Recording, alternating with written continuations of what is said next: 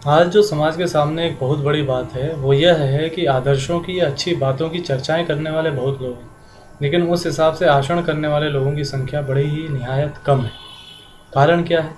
कारण ये है कि पीढ़ी दर पीढ़ी जो आदर्श हमें अपने अच्छी अच्छी किताबों से मिले, अपने बड़ों से जानने को मिले, उसको इंसान ने होते नहीं देखा। उसे लगता है कि सचमुच मेरे सामने अगर ईमानदारी की कोई बात कर रहा है, अगर किसी भी तरीके से दूसरे के प्रति संवेदना की कोई बात कर रहा है, तो वो बातें सिर्फ कहने की हैं।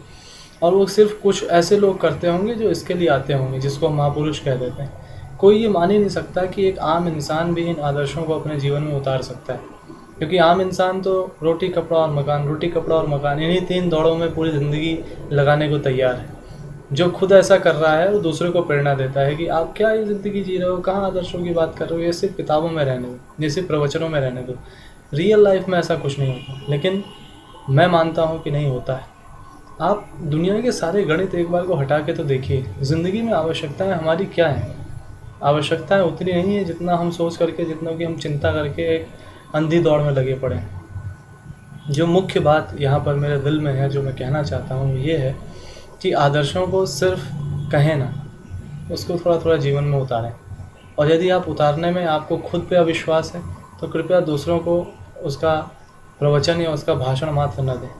किताबों में चीज़ें लिखी हुई हैं, पढ़ते सभी हैं, लेकिन वहीं एक पंक्ति किसी का जीवन बदल देती है, और वहीं हज़ारों किताबें भी पढ़ के इंसान सिर्फ तार्किक हो जाता है, लेकिन जीवन में कोई बदलाव नहीं आता।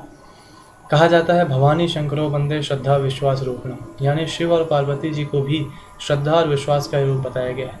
और श्रद्धा विश्वास किसी पत्थर की मूर्ति या किसी जीते जागते इंसान में आप करके क्या कर लेंगे? श्रद्धा और विश्वास होता है उनकी बातों में, उनके विचारों में। उन बातों को, उन विचारों को, उस सिद्धांतों को, उन आदर्शों को हम अपने जीवन में जिए, ताकि हमारे जीवन को देख करके कोई कह सके कि नहीं, ये जिए जाते हैं। अब उसमें भी बात है कि नहीं, ये तो महापुरुष जी पाते हैं, बस महापुरुषों के अलावा आम आदमी के लिए संभव नहीं है। वो महापुरुष भी कभी आम आदमी ही थे, लेकिन वहाँ से उन्होंने अच्छाइयों को एक एक दिन, एक एक पल अपने जीवन में जोड़ा, और आज वो अपने उस मुकाम को पा पाते हैं। आज हम उन्हें याद करते हैं। तो आदर्शों के जीवन को जीने का प्रयास यदि किया जाए तो माहौल अपने आप सकारात्मक बनते जाता है, और भय, शंका और निराशा से दूर सकारात्मकता के एक बहुत शानदार वातावरण में जीवन आगे बढ़ता है।